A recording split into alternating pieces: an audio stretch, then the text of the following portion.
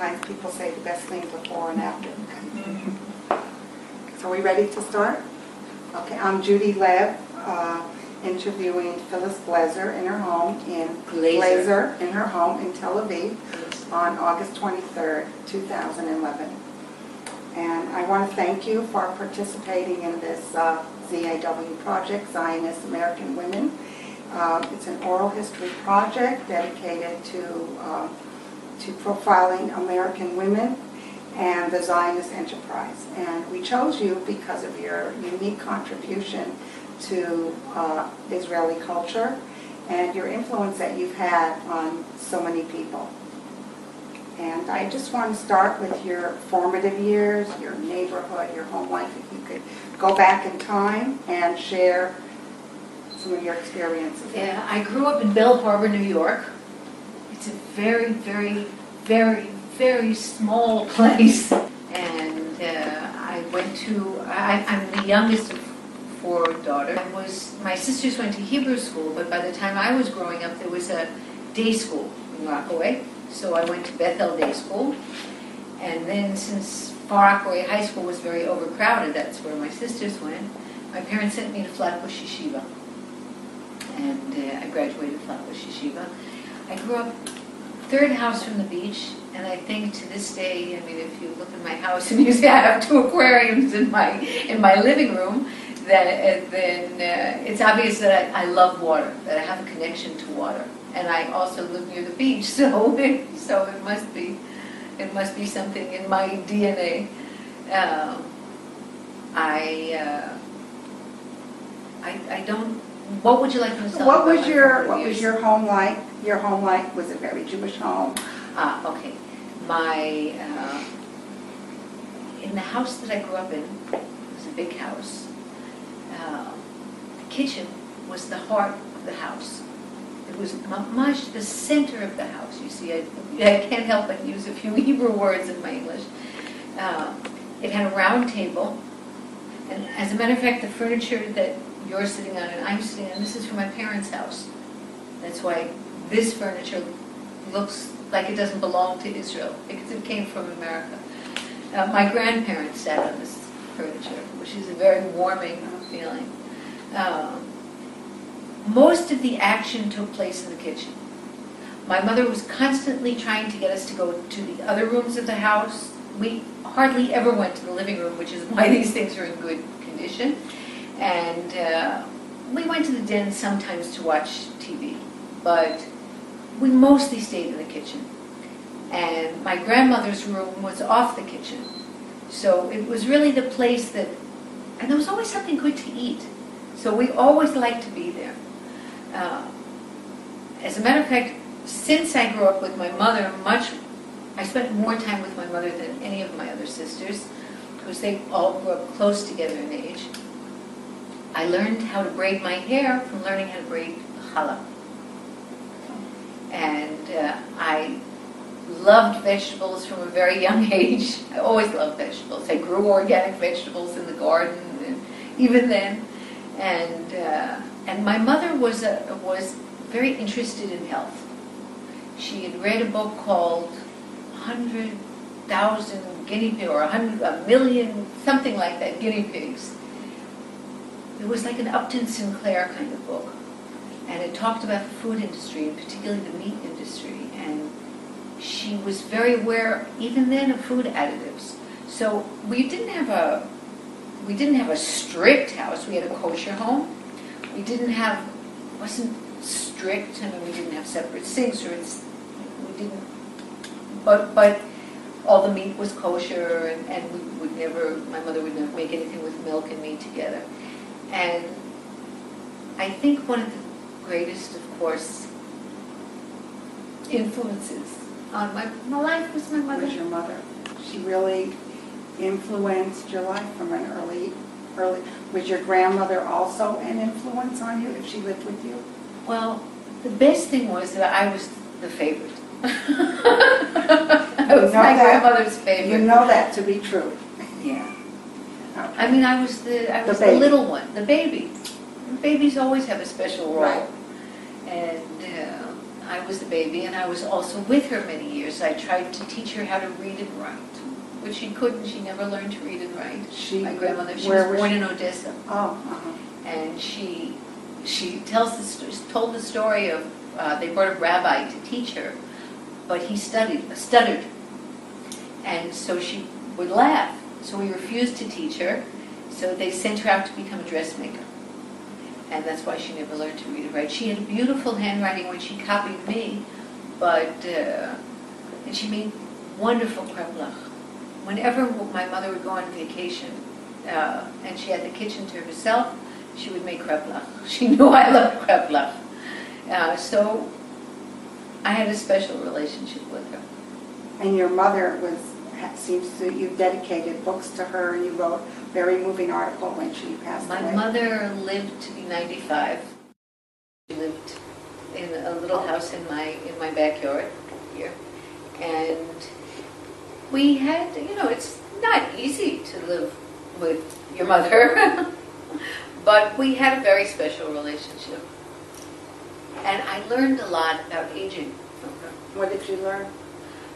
In Hebrew they say Gila Shlishi, the third age. And that age is supposed to encompass from your early 50s, the rest of your life.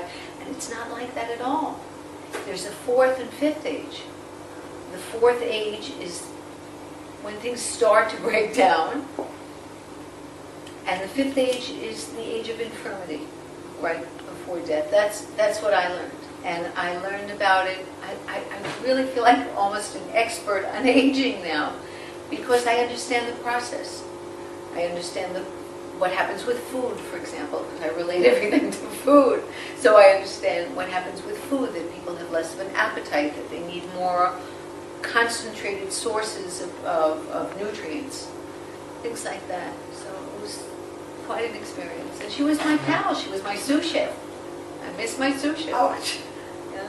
so she really had a lot to do with your life choices in regards to food. I never thought that, I went to Brandeis, and I never thought that I would, certainly in those years, it never occurred to me that I would go into food. I studied acting and theater, and I got my degree also in teach, and it just wasn't accepted in those days. There was a woman, a very famous woman who was living in Boston, who was giving cooking lessons, but I wouldn't dream of going because it was, déclassé. Who was that? Do you remember her name? I don't. I probably have one of her books in my and you library. never, but you didn't go. No. But I did do the theater parties.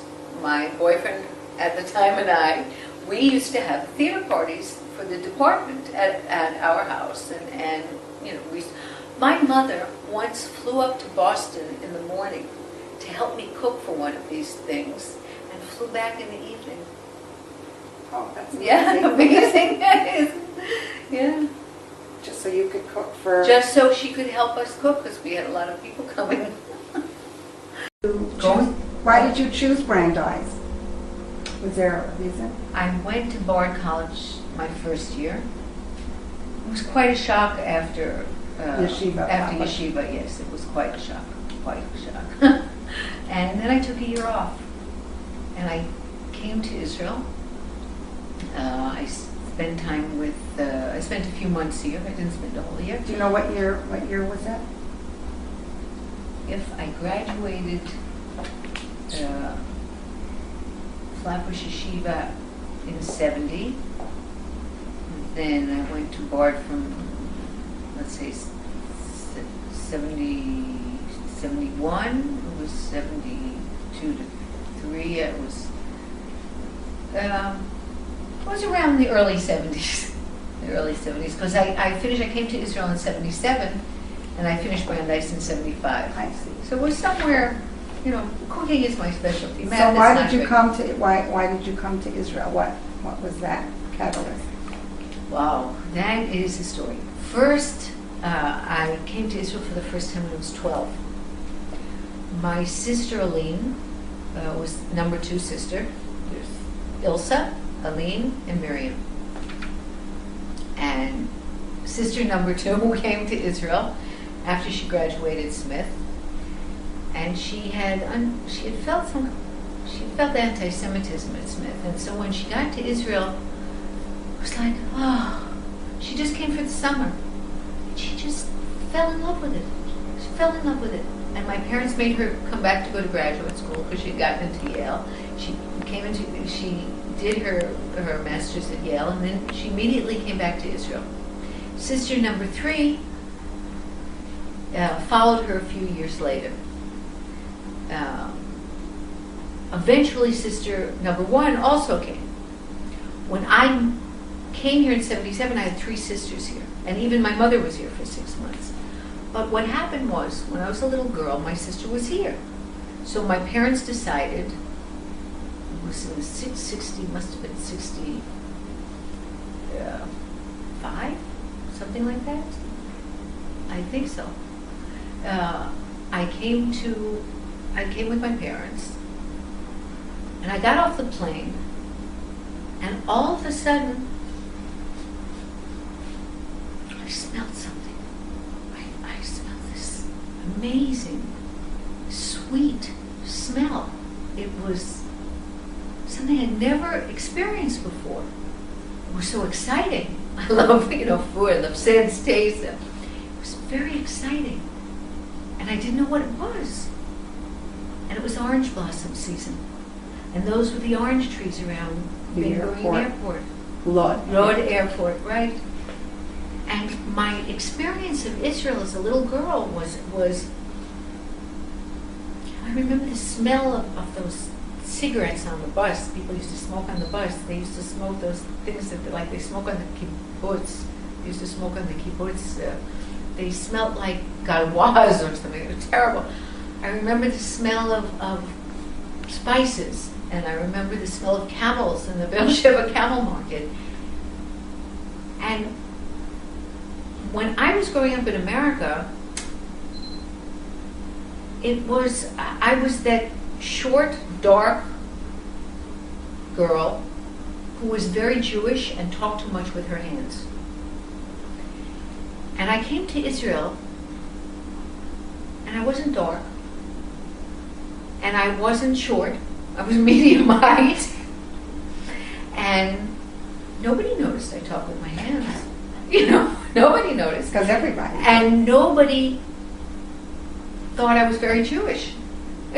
So when I came here, so my experience over the years, I did visit my sisters here. So I came every 2 years or so. I spent some time with my sisters, or I came with my parents, and I was very embarrassed about speaking Hebrew. And when I got back to Flatbush Yeshiva, God forbid I should try to speak with an Israeli accent.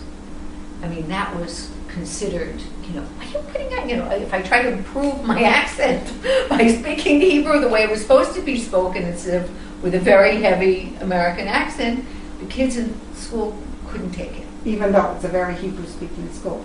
Doesn't matter. It's medabrim kacha. Oh, okay. And I tried to form the language as I had heard it. It was not accepted. And I grew up in Bell Harbor was a Jewish neighborhood, but it was also an Irish Catholic neighborhood. And I grew up by the beach, and I was very dark then. And and all the newscasters in America at that time were blonde and blue-eyed. And even at Brandeis, when I tried to get parts, there's certain parts, I get cast as an Italian. I mean, I did well at Brandeis, and I got good roles, but I got cast as an Italian or a prostitute, or I wouldn't be in a Tennessee Williams thing unless it was for a dark woman. And so it was so here, and I did come from a very Jewish home. I mean, my uncles and aunts, some of them were born in Russia. My grandmother was with us. My grandmother spoke Yiddish. There was Yiddishkeit. I grew up in a home with Yiddishkeit. And my mother lit candles Friday night. And she made holiday foods. My father wasn't observant. My mother wasn't observant. It's observant. But we did light candles Friday night. My mother baked wonderful chalot, and to this day, that's one of my specialties. My version, of course. And but it was very Jewish, and I had mixed experiences at Flatbush because I didn't come from an observant home, and I couldn't talk about. And I had a bat mitzvah. I couldn't admit that I had a bat mitzvah when I got to Flatbush because girls didn't have bat mitzvah in Flatbush. It wasn't acceptable Then. It is now either, because that was Orthodox and this was Aliyah Torah. That's not. You had an Aliyah. I had the real thing, you know. In a conservative bakeness. In a conservative bakeness. And so I felt alienated from I felt drawn to Jews, but not to Judaism. I think that's a good way to put it. I had mixed feelings about it. And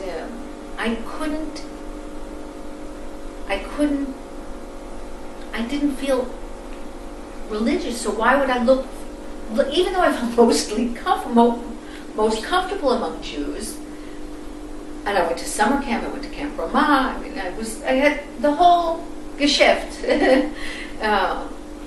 much more than my sisters, but I couldn't, and I loved Camp Ramah. It was a wonderful experience. And I love singing the prayers and stuff. I just didn't, I didn't like the rigidity. And I couldn't connect. I didn't, when I was at Brandeis, I never went to Hillel or anything like that.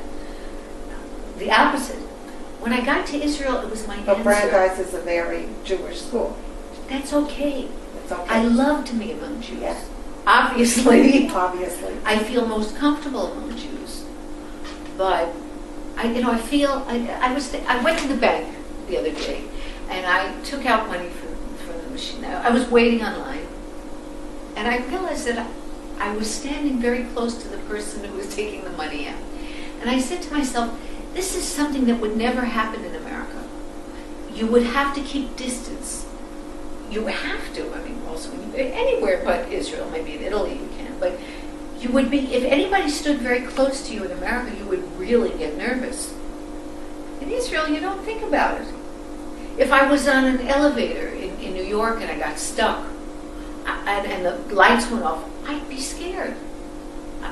If I was, not in a respectable building or something like that.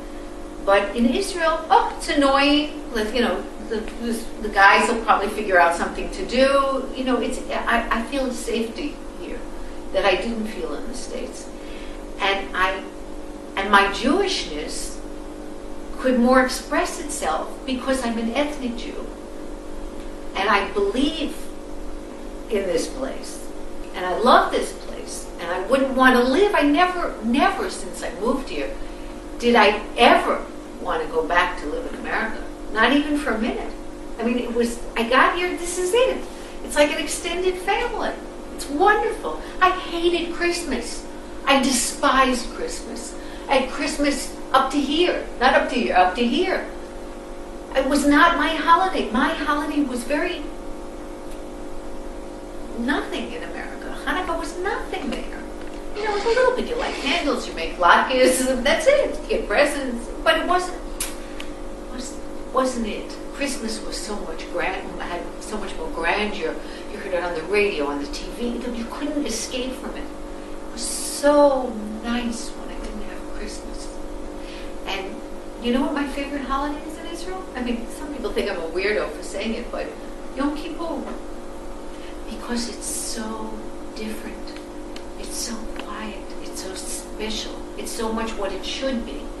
It's a time to it's a time to think and I belong to Beit Daniel Reform congregation, and my daughters were bat mitzvah there, which is not so acceptable for girls in Israel either. They just have parties, but I said no party without the whole thing. You do it, and then you deserve a party. They read the Torah. They did. Like they you did. did. Like They you did the whole thing. They studied. They studied for months. They didn't only study their parasha. They studied. They went to a course that they gave it by Beit Daniel. And I was very proud. And I saw that it affected them. But on Yom Kippur, when I walk home from Beit Knesset, I can hear the birds on the Lazarov Street. You know, it's the way Yom Kippur should be. I was in New York one year for Yom Kippur. I was miserable. Even though the city was quieter, it still wasn't my Yom Kippur. This is my home. This is the home of my people. This is... And so what was it that made you one Move day here? decide? Yeah, like you had come a few times to see your sister. I came here. I heard that they were making movies here. I came here in 1970. I guess it was during it was 1976. I came here on a visit. Before you graduated college. No, I graduated in 75. Oh, okay. I came here on a visit, and I was planning to stay for only 3 weeks. I sprained my ankle. I heard that they were making movies here. I said to myself, wouldn't it be nice if I could get into an American movie and then if I go back to New York, I have some experience. I did one off-Broadway play before I came, and I did something in Boston too, but mostly Shakespeare. But I thought that it would be a good opportunity because I knew that it would be very difficult, that the life of an actor and auditions are very difficult. And somebody introduced me to an agent. She said, yeah, come, I'll be your agent. So I did. I sprained my ankle, and I ended up staying for 3 months. And my boyfriend thought I would never come back. Boyfriend didn't. And I didn't want to, but I had the opportunity to stay in an apartment in Beersheba.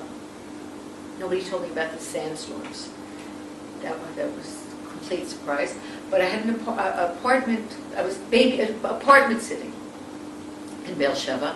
So I was here. I ended up 3 months staying in that apartment, living in an apartment, and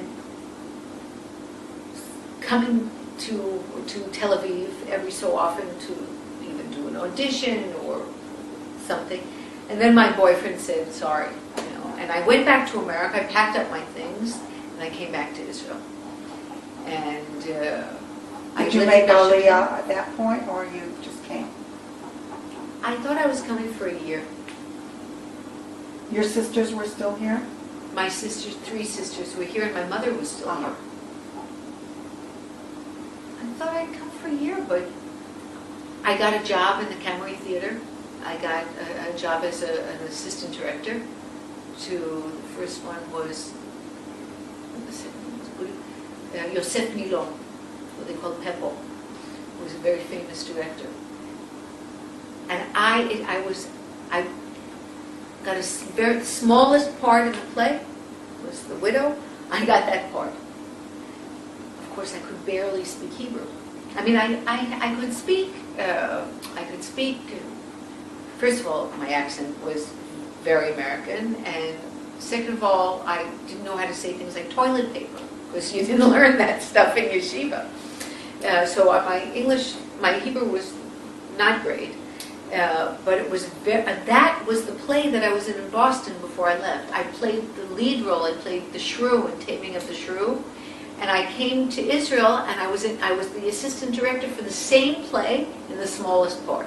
Oh, in Hebrew. In Hebrew. Oh, so you knew. But I knew the story. Yeah. And then I got another job with Bunim. I forgot what his first name was, Bunim. Everybody called him Bunim. He was another famous director. And I was backstage in the Israeli theater. I was working with people who other people thought were really famous, and that was very exciting. And I loved it. I loved it. For me, to this day, to see a palm tree is exotic. I grew up in America where there are no palm trees in New York. Tasting kuzba, fresh coriander, cilantro, was to this day I taste it, and I think it's exotic, and it's very special to me. You notice how I always go back to flavors. Yes. I noticed. You're tactile. Yes, very. So I just, that was it.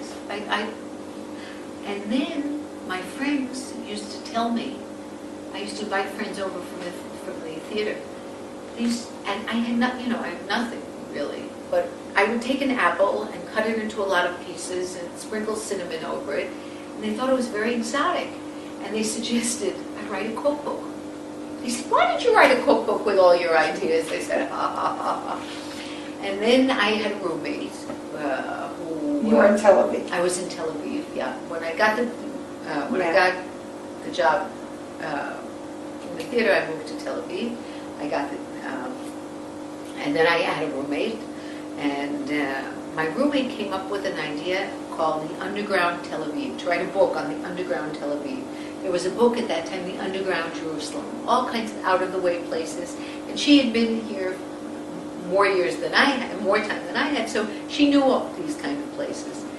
So I wrote to the publisher, we wrote to the publisher at Ketel Publishers, and we said, we'd like to do this book on the Underground Tel Aviv. And by the way, I'm also working on a vegetarian cookbook, which was a total lie. But I had become a vegetarian, which is a whole other story. And and he wrote back and he said, well, I'm not interested in the Underground Tel Aviv, but I would be interested in the vegetarian cookbook. And so I took the contract to a friend of mine. I said, "Is this a good contract?" It was in Hebrew. He said, "Well, I don't know. I'll give you the telephone of my friend who's a lawyer." It was a terrible contract, but I wrote my first book. But what? How did you know how to write a cookbook? I wrote it like a term paper. I said, "What would I like to see in a vegetarian cookbook?" Here, this is the cookbook. It's still available in stores. It's been around for more than 25 years, I'd say about 27 years. This was my mother's bowl, salad bowl. This I still have. This cutting board I still have. And my mother used to love to use it when she was here with the cut on. And this is challah, and it has no pictures in it because at that time the publishers didn't want to invest in a vegetarian cookbook. They were drawings. Were there other vegetarian cookbooks at No. the time? No, there was something about 1,000, things to do with something, but it wasn't. There was no cookbook with recipes in the American style of writing recipes. Ruth Serkis, who was the editor, she was the editor of this cookbook. She said to me, "You have to write as if everybody doesn't know anything. Nobody knows anything. That you're like ignoramuses." I mean, she put it in that. You wrote it in Hebrew? I wrote it in English. Oh, okay. However, I did the galleys on it. I had to do the galleys on it. And that's how I learned to write things like livchosh, is to stir. I learned from doing the galleys on my own cookbook, which turned out to be with a different publisher from the one that originally had wanted the book. And I collected recipes from friends and people I knew. And I said, well, I would like, for example, to have the nutritional value of all the different things. That's me.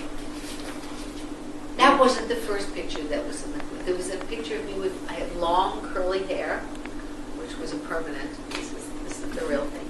But that was in a little kitchen. This was shot in a little kitchen in a tiny apartment on Louis Marshall Street in Tel Aviv.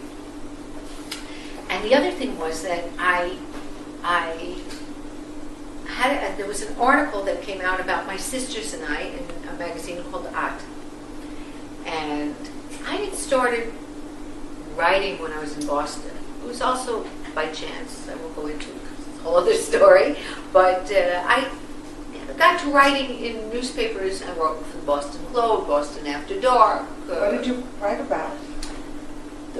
Somebody gave me a book on handicrafts, a few books on handicrafts. She worked for the Globe, and she said, "Let me know what you think of these books." So I wrote down what I thought, and she published it as an article. The day that article appeared, you see I'm telling the story anyway, the day that article appeared, I had an interview as a job as a Hebrew teacher in the Sunday school in Boston.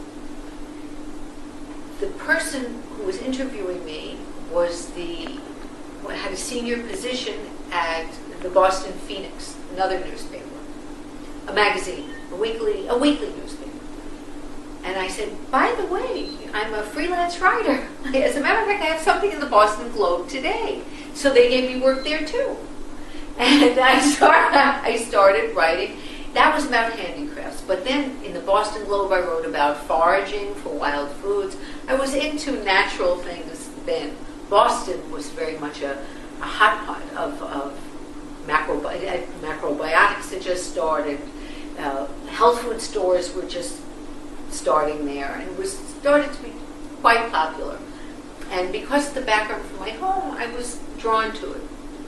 So I even did an article about the most authentic Santa Claus. I took a kid around and he had to pick which one he thought was the most authentic looking Santa Claus. Even though you didn't like Christmas. Yeah, even though I hated Christmas. But, I try to think of feature articles. Yeah. And I started writing there. So when this article came out in that magazine, I said, my contract was ending at the Camry. I knew The article was about your sisters. Yes. What was the article about? Each one of us who had come the to four live in Israel, the sisters. 4 sisters and their mother, and they all live in Israel, and all the what each Human one interest, does, yeah. human interest. Yeah.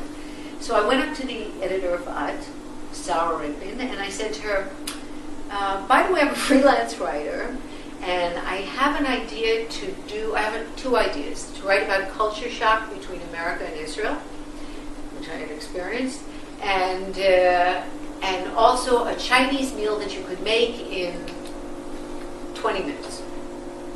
So she said to me, wow, those are really good ideas. As a matter of fact, we have a demand. We just got a demand for quick cooking. Why don't you write a regular column? In Hebrew. No, in English. But Sarah Rippin also she translated. later translated my book.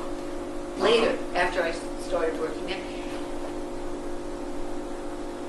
After this book came out and I learned how to write, I learned the terms. I began to write my column in Hebrew.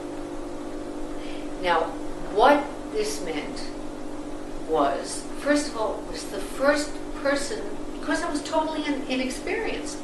What did I know about writing a personal column once a month?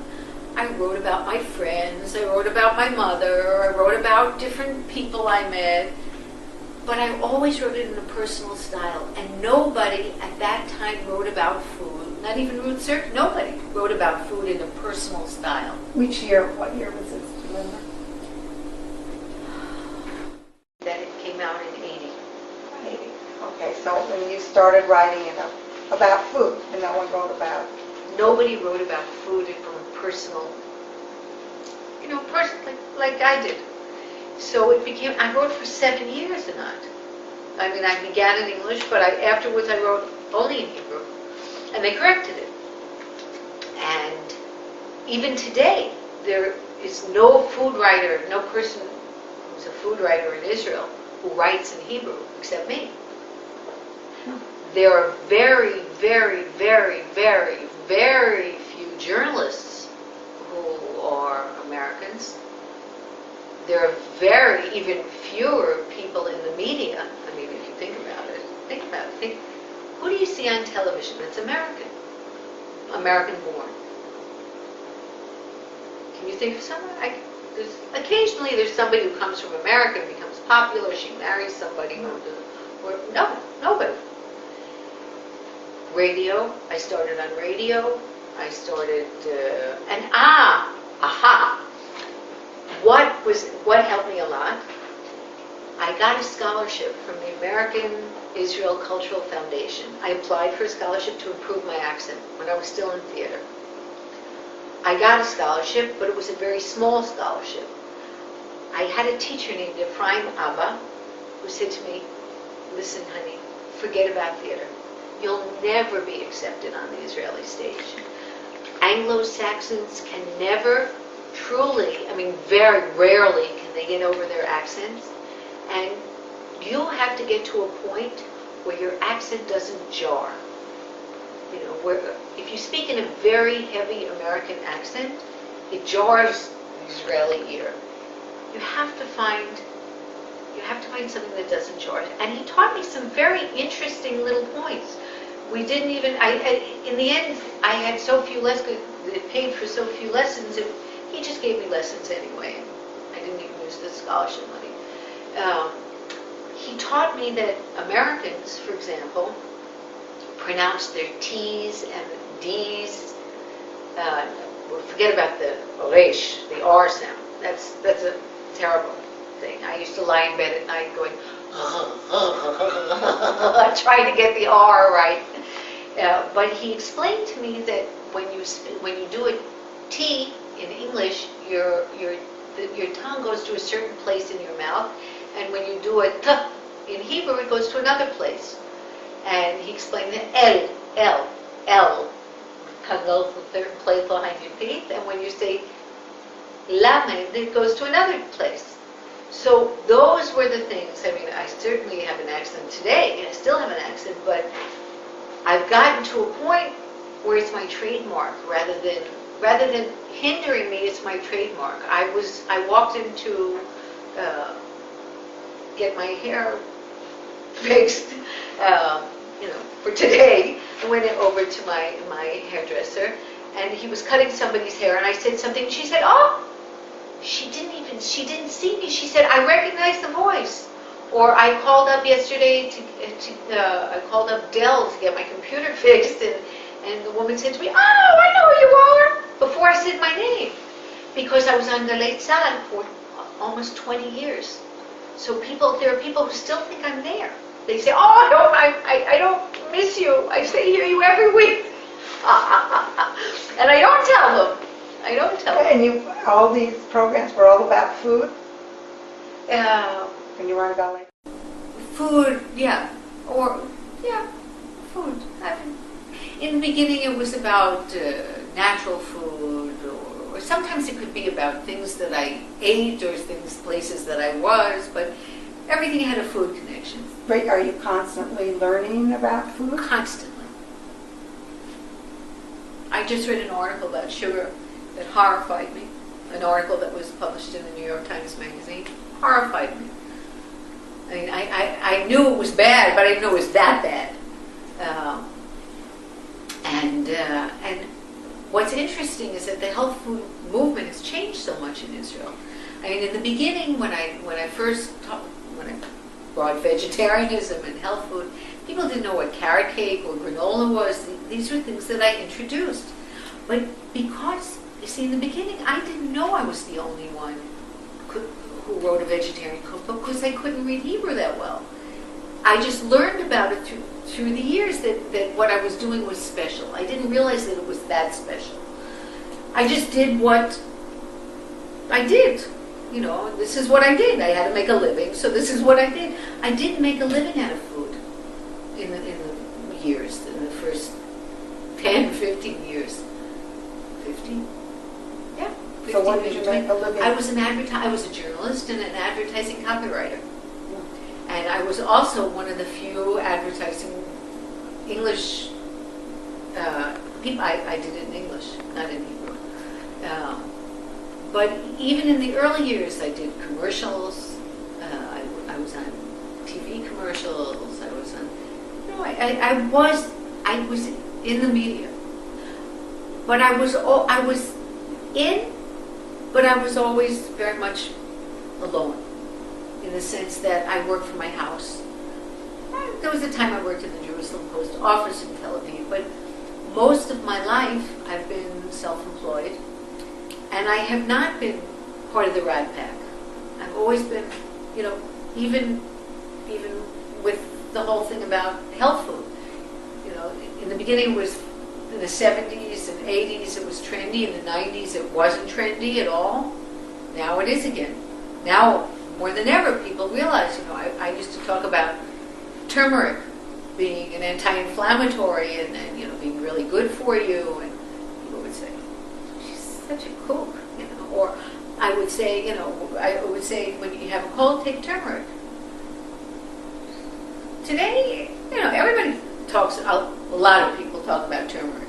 I mean, now it's common, it's things that I said years ago are common knowledge today, but then they were off the wall. I talked about organic years ago. That was considered really off the wall. Organic. I remember that there was a store in the Tachanam Merkazit, in the Central Station, where they sold what they said was organic produce. And somebody told me that it was grade 3 produce that he got from the shuk. Because at that time, anything organic was really ugly, and people who were into that kind of thing were weird. They were weird. So I brought an American look on it. And I guess that was part of, maybe if I came from France or some other country, it wouldn't have happened. Maybe it was, I never thought about that until just now. But maybe it was the American things were so fashionable here. You remember people trying all rights to, wow. But that's interesting because you were out of America for so many years. Israel was your place, yet you brought America to Israel. I think that it was good, and it was, I think that in a way, if you think about the fact that there are no Israelis in media, virtually no Israelis in media. Americans in media. That says something about acceptance of Americans. They accept Americans as doctors. Americans are accepted in jobs. But when it comes to the general consensus, I think Americans have a hard time here. I think the accent plays a part. And I think there's, I hate to say it, but I think there's a little prejudice. I don't feel it with the populace as much as I feel it with certain colleagues that I work with or don't work with, or, there's something that will always set me apart. I met somebody on the street the other day, and he said to me, I know from many, many years ago, he said, "You're the only American I know who's really Israeli." And it was important for me to be Israeli. I learned Hebrew well because I didn't go to Ulpan, but I just learned it because I would say to people when they would hear me speak and speak to me in English, I would say, "No, speak to me in Hebrew, I have to learn the language." I think if an American wants to, I do have Anglo-Saxon, I have American. Two of my best friends are American, but 3. But most of my friends, most of the other friends, and most of the people I deal with are Israelis. My life is an Israeli life. It's not an American life.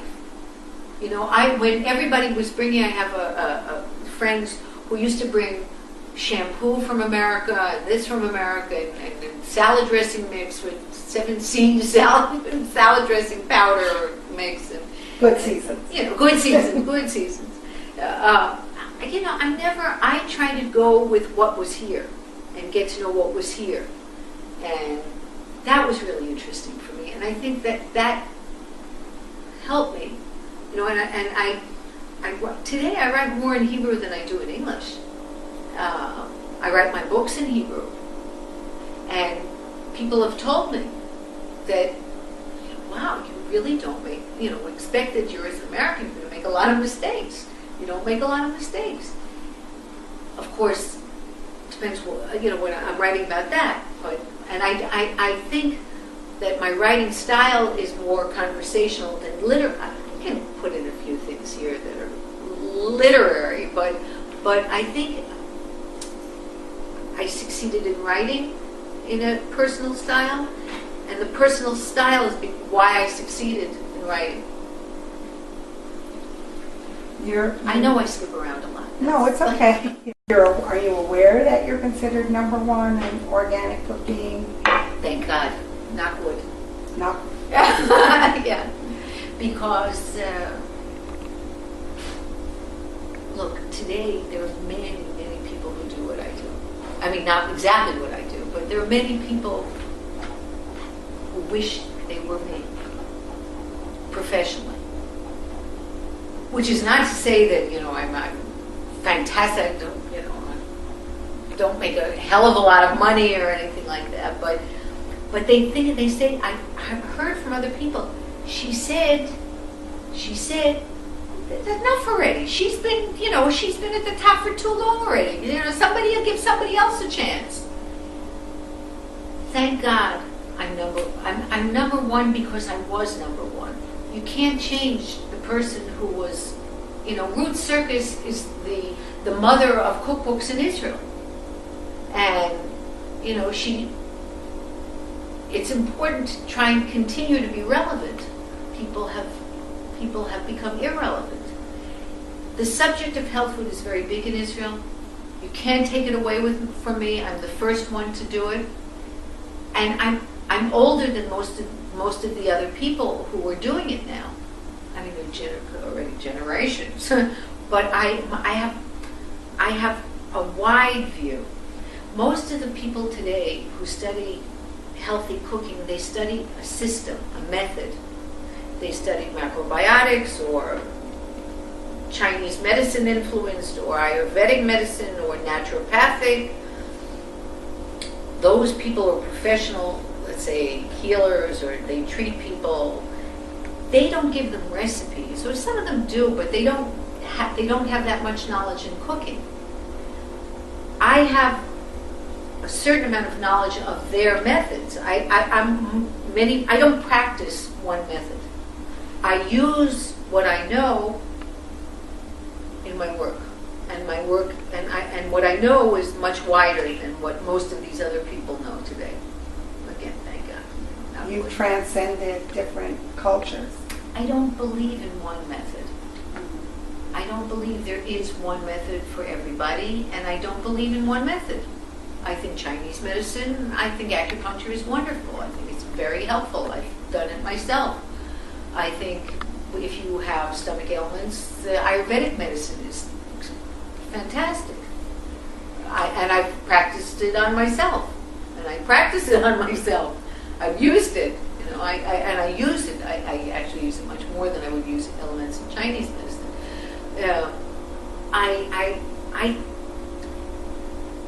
The trick is that whenever a person changes the way they eat, they change the way they eat to a healthier method, they're always going to have an improvement. I mean, in most cases, they're going to have an improvement. There are people who are saved by macrobiotics. There are people who are saved by naturopathy. There are people who are saved by raw food. I look around at the people who eat raw food. I can't say none, because since I used to say none, I've met one or two. But most of the people that I have seen that eat raw food don't look particularly healthy, don't sound or look particularly happy. There's an expression in Yiddish that I love. It's my favorite expression in Yiddish. It's called a verbissener Mensch. Somebody who is Bitter. And they look like verbissener Mensch. They're so strict and they look like verbissener Mensch. And so I believe that you should eat a lot of food, fresh food. But raw food has become a method. And I couldn't eat only raw food. And everybody goes whenever they go to these schools for raw food, in whatever school you go to, you learn the same things. There's like this Bible of raw food, and that's what people learn. These are things that you can keep up for a while, but very few people can live like that and feel part of life.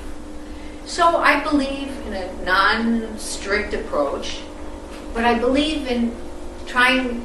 I could say that basically I believe in eating as close as possible to the source of the way things grow in nature and being exposed to as few as possible environmental pollutants, whether it's in food or it's in cleaning products or it's in makeup or whatever.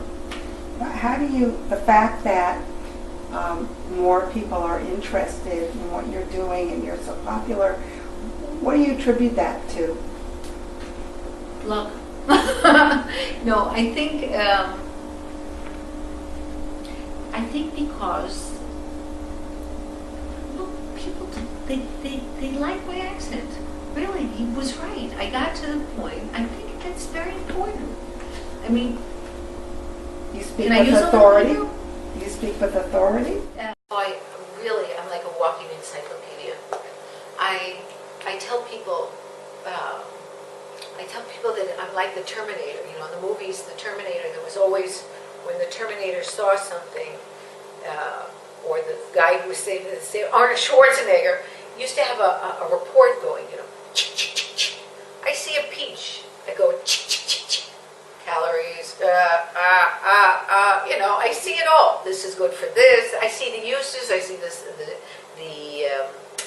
the medicinal use of it. I mean, too much information comes in at the same time. But a lot of, as what I said before, you know, I have a broad knowledge, so I think that people like that. I'm also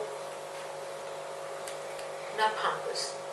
I'm very much me. People tell me I'm very natural, and I don't.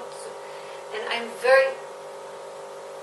This year, this past almost 2 years, have made a big change in my life. I mean, I've been on television before, but I have.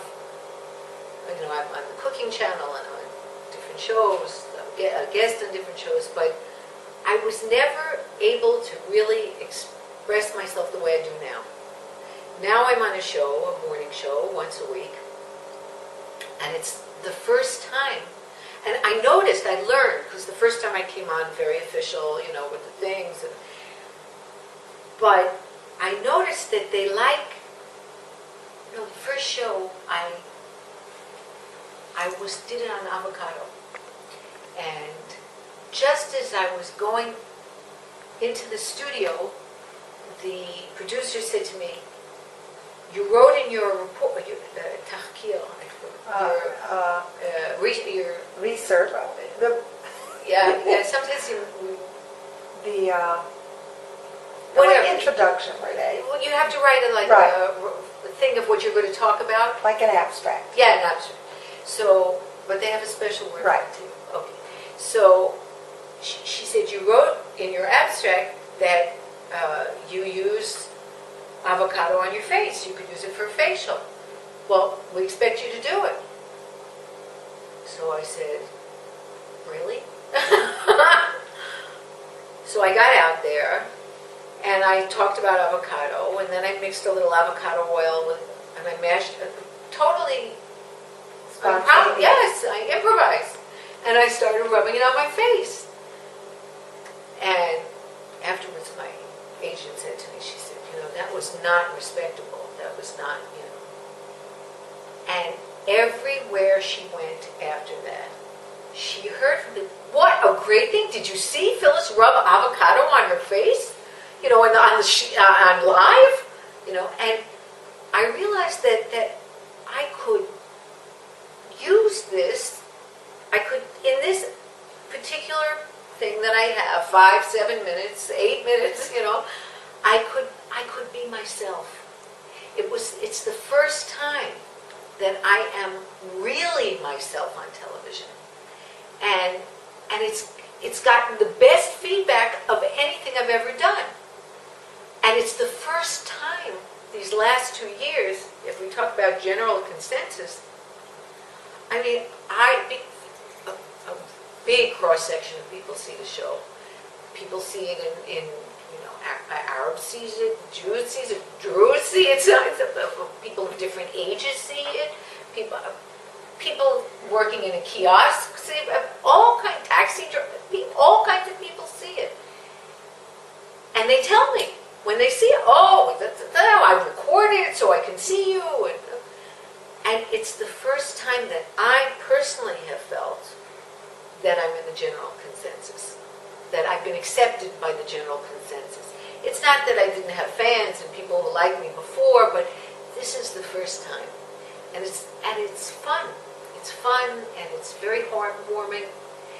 And, you know, once I came on, I was talking about bananas, I came on in a gorilla costume. But then there were the Qassam missiles on Eilat, and they had to cut it off, so it was such a shame. I was looking forward to being in it longer. But, you know, I can do these things, and I like it, because I can express that part of me, the silly part of it. My father had whimsy. My mother never had whimsy. My father had whimsy. And by the way, there's no word for whimsy in Hebrew. Well, what do you mean by whimsy? My father had a very cute sense of humor. My father would come in the house, it's bordering on the ridiculous. He would, and we once, many years ago, when I was a tiny little girl, we used to have a painter who was painting in the basement. My father used to come home years later and, you know, open the door to the basement and say, "Hey, George, you down there?" You know, or something like that. Funny, he did funny things. He would drop a quarter, you know, a $50 or a silver dollar on the floor. He would say, you know, whose silver dollar's lying on the floor? You know, and everybody would run, you know, my sisters and I would run. He would do things like that. He would say to my mother would say, "Don't feed the dog from the table. I've asked you, Chaim, 10 times, a million times, not to feed the dog from the table." My father would go, "Who's feeding the dog from the table? I would never do a thing like that. You know, feeding the dog." So I think that I'm fortunate enough to have gotten his whimsy, and I haven't been able, I didn't have the opportunity to express it very much, and now I can. So I think that's made a major change in my life and in my American-Israel relationship, you know, with Israelis. Well, what did you bring with you from America? Like, where's American Phyllis? Is there an American Phyllis Glazer in all this? I think today I'm infinitely more Israeli than I am American. I mean, I will stand too close to somebody taking money out of the bank and then recall that you're not supposed to.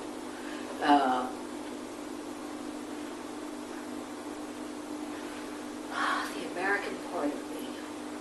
I didn't even celebrate Thanksgiving until the last few years because I get together with the same group of friends. I never wanted the American part of me. I mean, it's not that I was embarrassed about it or anything like that, but, you know, when in Rome, you know, just like I wanted people to speak to me in Hebrew, and I didn't want to bring all kinds of, I mean, I used to love bringing certain things from America that weren't here, but,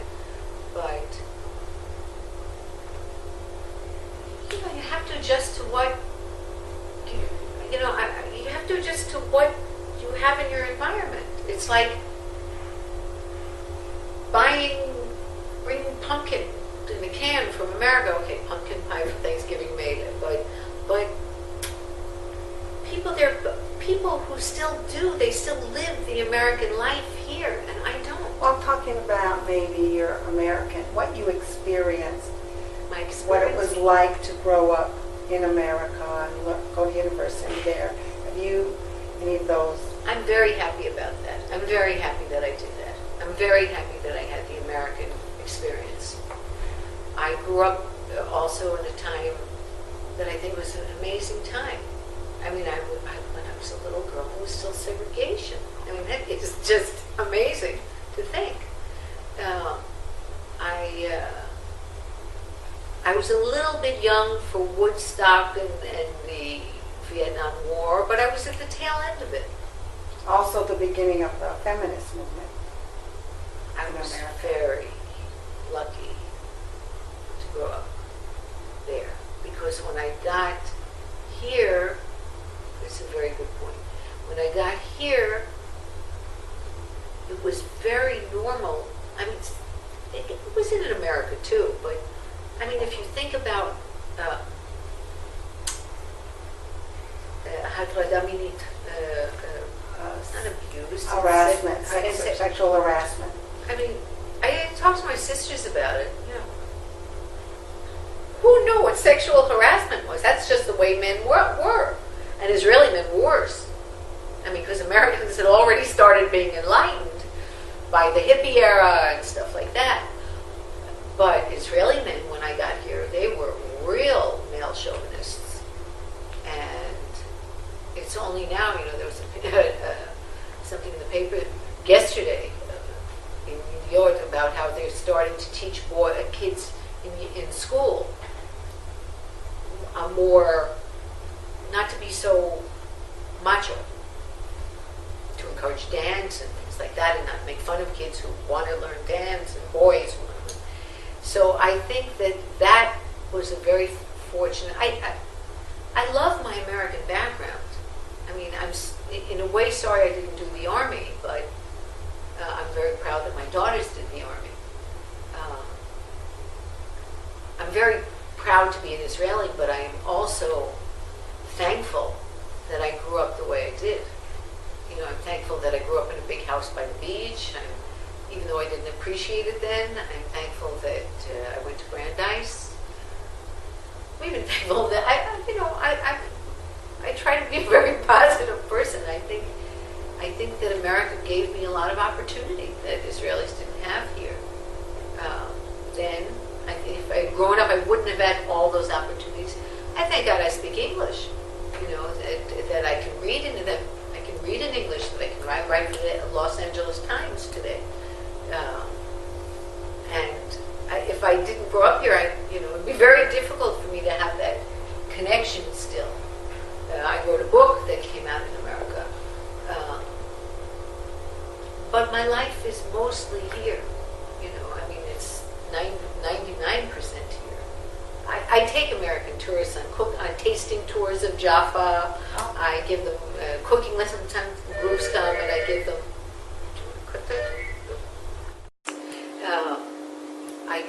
I give lectures to Americans. Sometimes I give cooking lessons to, and not only Americans, but foreigners. Do you ever go back to America? I did when the book came out, but then I decided that I really, if I was going to travel, I wanted to. I miss it now. I didn't miss it for a few years, but I miss it now. I miss New York mostly. And my sister, I have a sister who lives in California. My oldest sister, two of my sisters moved back to the States. So I did have that connection. And one in California, one in Bell Harbor, in the Rockaways. The one from the Rockaways is moving here now. Oh, to Israel. She's moving back to Israel because she has grandchildren here. And she's moving to be near them. And my others, I have one last sister left in California. She's going to be all alone there. So there's 3 sisters here now. There will be 3, yeah. And, but I forgot what I was answering. You're talking about you like New York. You want to go back to I'd New like York. to, but now, you know, I'm not the spring chicken anymore. So I would like to visit places that I've never been to. You know, I was in Japan a couple of years ago. I was in Brazil in April. I'd like to travel more in the Far East. I have mixed feelings about India, but I miss New York, but it's not on my priority list. You're very much Israeli. Yeah, I am. And when you look back on your life, what would you have done differently if you would have done anything differently?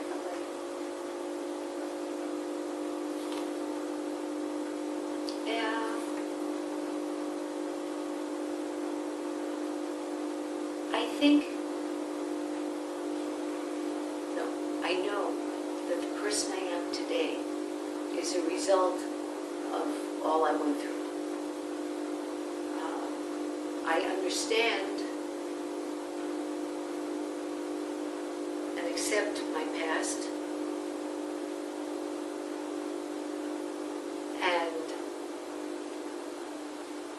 So I know that there are things that I would have been better, experiences that I could live without, but I didn't. I went through them. And I know that it's not one of the most important things in life is not to walk with a hump on your back of what could have been. However, to answer your question,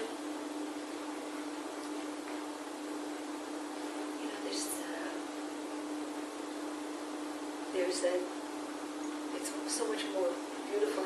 כל העולם כולו גשר צר מאוד, והעיקר לא לפחד. I think all the world is a narrow bridge, and you shouldn't be afraid to cross it. And the worst thing is and the most important thing is not to be afraid. Right. And I think sometimes, for example, I thought recently, 15 years ago, I offered to do a line of organic foods for a major supermarket, the major supermarket chain, and they were interested in it, but I was too afraid. I was too afraid that I would pick the wrong things, that I wouldn't know how to do it. I could have done it, but I didn't because I was afraid. And there are other things that I was fearful. And at this particular point in my life, I'm dealing with that. I'm saying, okay, I'm at a crossroads now. I mean, I write, I do this, I do that, but I haven't gone, and I have great audience recognition or crowd recognition or whatever you call that, but I haven't gone into a business. I haven't opened up any kind of business. I mean, except for the things that I do. And should I do it? Shouldn't I do it?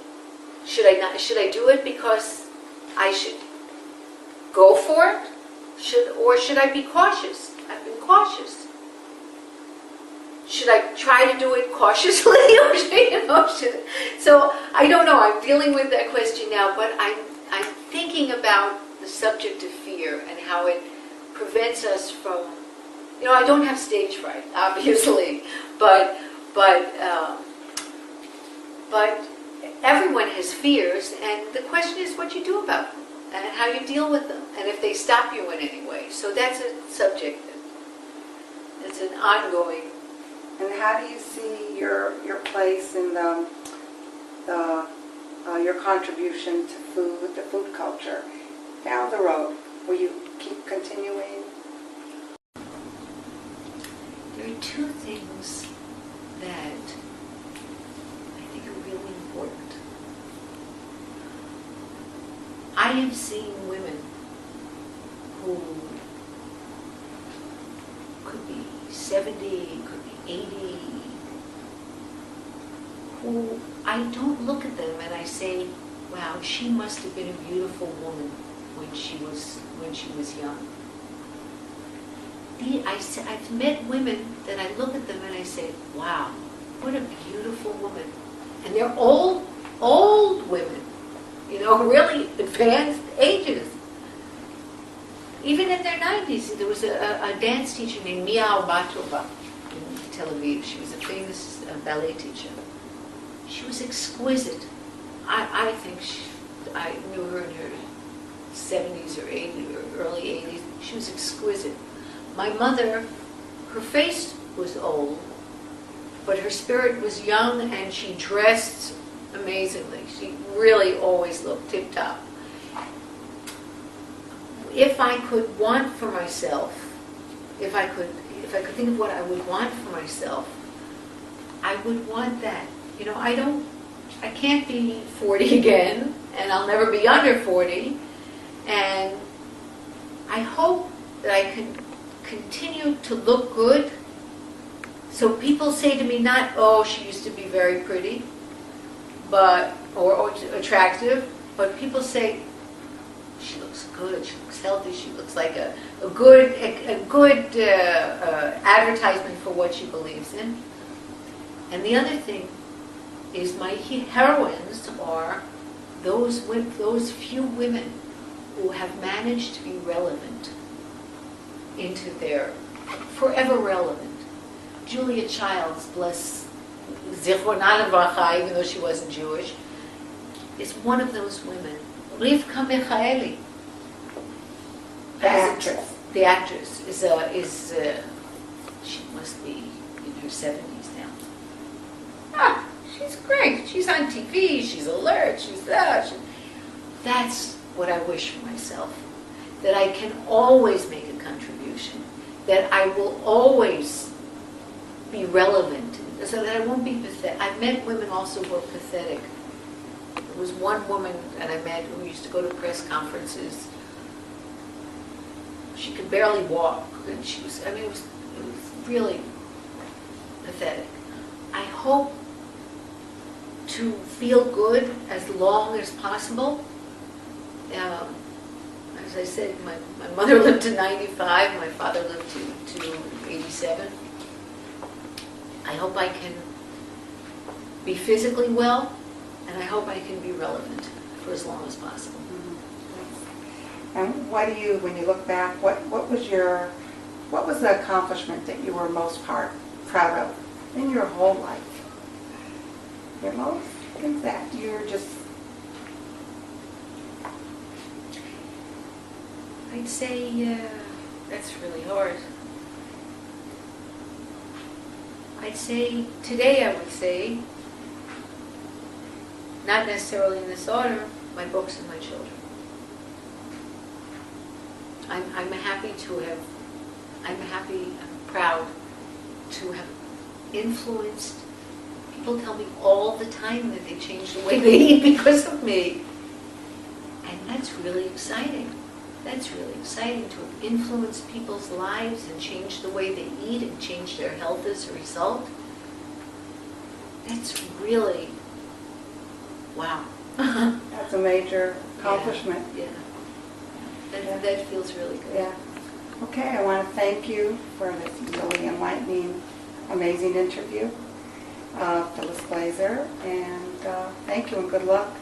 And thank you.